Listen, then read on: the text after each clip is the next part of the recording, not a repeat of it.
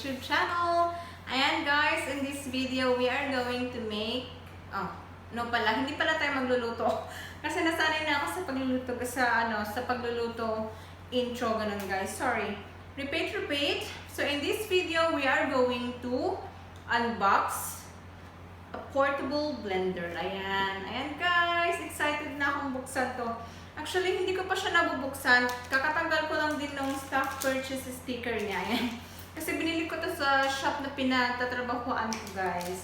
I got this for $20, $19.99. I will show you the receipt, guys. So, ayan, if you can see the portable blender, that's $19.99. So, what's with the anong meron sa ating case? So, it comes with a case, with a beautiful case. Dalawang, guys, dalawang dangkal yung length niya. So, we're just gonna open it like that. And, pagbukas natin, makikita, meron siyang, ano bang tawag dito? Tignan natin guys yung sa my product overview. Meron siyang cord, charging, ano bang tawag? Sorry guys, sana mag-block ako, mental block ako. Charot! Meron siyang charging port. So, ito siya guys. Iko-connect lang natin siya sa may, ng cellphone. Pwede yun. Yun yung ginagamit ko sa aking wireless microphone. So, meron din tayong warranty certificate na good for, 1 year guys. O, diba? Kahit $20, may 1 year na warranty certificate. And of course, we also have the instruction manual. Ayan siya guys, instruction manual. So, kasama ng natin, scope of delivery, sabi niya. It has a lid, of course naman. Ayan siya guys, may plastic pa siya. Meron siyang lid, merong carry strap. Ayan guys, carry strap. Ayan, pwede mo siyang ching. Pwede mo siyang irampa, diba, sa office. Inggitin mo yung mga katrabaho mo. It has a strainer. Ayan guys, buksan natin. So yun yung strainer niya guys. So pag may mga hindi na blend na masyado na ingredients sa iyong smoothie or shake, meron siyang strainer. Ayan, para hindi ka masamig. Charot lang. And blending cup. This is the blending cup. What else? It has blades, of course. You can't have a blender without its blades.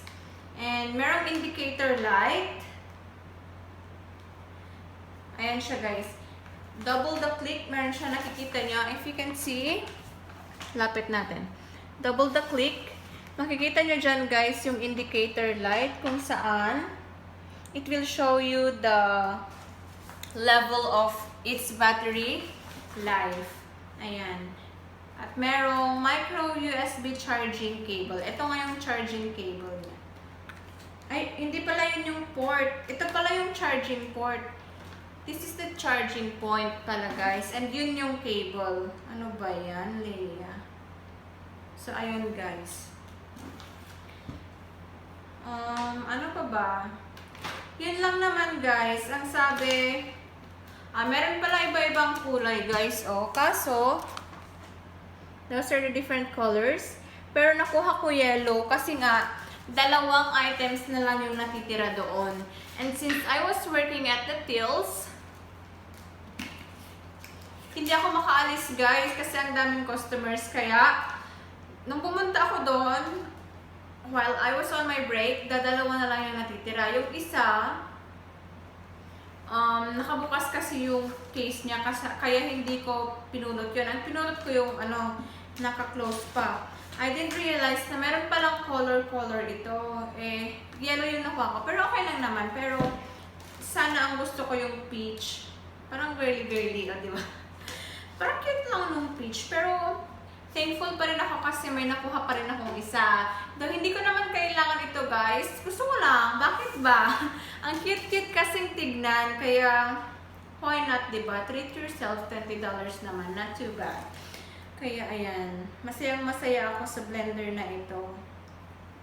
Later on, ita-try ko guys para makita natin kung paano ba siya mag-work. Ayan. Thank you guys! So, i-try lang natin. We're just gonna put raspberries first.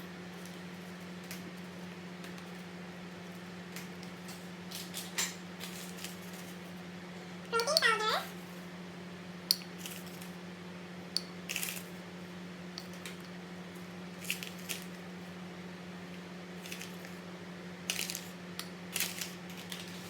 And, pwede natin ng milk.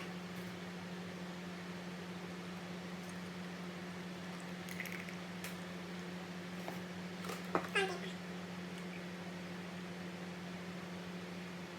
400 mils. Close lang natin ang lid. Make sure that's closed as well. And we're just gonna tap the button twice.